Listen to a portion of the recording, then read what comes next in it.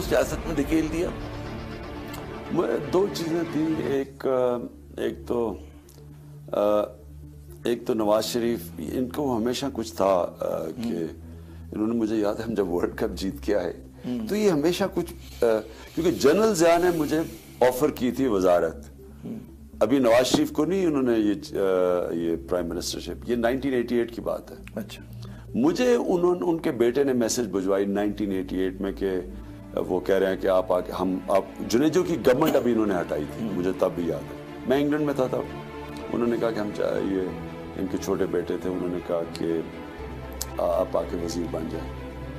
تو کیونکہ یہاں کوئی بھی نہیں ہے، یہاں کوئی قابل، کوئی ایسے لوگ ہی نہیں ہیں جن کو وہ ٹرسٹ کر سکیا.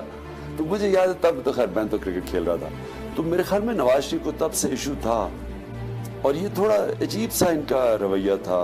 ایک طرح میں جانتا بھی بڑی اچھی طرح تھا، لیکن ایک طرح ان کو کوئی فکر بھی تھی کہ یہ کہیں پولیٹکس میں نہ آ جائیں. لیکن اصل میں جو یہ پیپلز پارٹی کی گورنمنٹ تھی، انہوں نے میرے سے کیا کیا، جب میں نے ہاسپٹل کھولا تو انہوں نے کیس کروا دیا میرے اوپر، اور مجھے ٹی وی پہ بھی نہ آنے دیں. اب میں نے زکوٰۃ کے لیے، اب ہاسپٹل کھل گیا ہے، اب مجھے زکوٰۃ چاہیے غریب مریضوں کے علاج کے لیے، تو میں کدھر سے پیسہ لانا تھا؟ تو میں ایڈورٹائز کرنی تھی ٹی وی پہ، وہ بند کر، وہ ٹی وی پہ مجھے جانے نہ دیں. مجھے یاد ہے پہلی مرتبہ بدعنوانی کا جو مسئلہ تھا، آپ نے جو ایشو تھا بدعنوانی کا، وہ آپ نے اس دور میں اٹھایا تھا بینظیر صاحبہ کے، جس میں آپ نے مطلب بڑا فرنٹل اٹیک کیا تھا، اور اس وقت آپ سیاست میں نہیں تھے، بالکل سیاست میں تو نہیں تھا، لیکن میں نے کرپشن کی تو بات کی، کرپشن آپ نے، وہی میں کرپشن پہ سب سے پہلے کرپشن کی بات کی، اور میں پاکستانی شہری کے طور پہ کر رہا تھا کہ یہ جو کرپشن ہے پاکستان میں، دیکھیں کرپشن ہے، وہ پیسے لے جاتی ہے، انسانوں کے اوپر جو پیسہ خرچ ہونا ہوتا ہے وہ چلا جاتا ہے کرپشن میں، تو اس ملک کے انسان غریب ہو جاتے ہیں، ان کے اوپر ڈیولپ، جو ہیومن ڈیولپمنٹ ہم کہتے ہیں. تو میں یہ سوچتا تھا، میں نے بلکہ ایدی صاحب سے بھی ایک دفعہ بات کی، انہوں نے غلطی سمجھ پائے.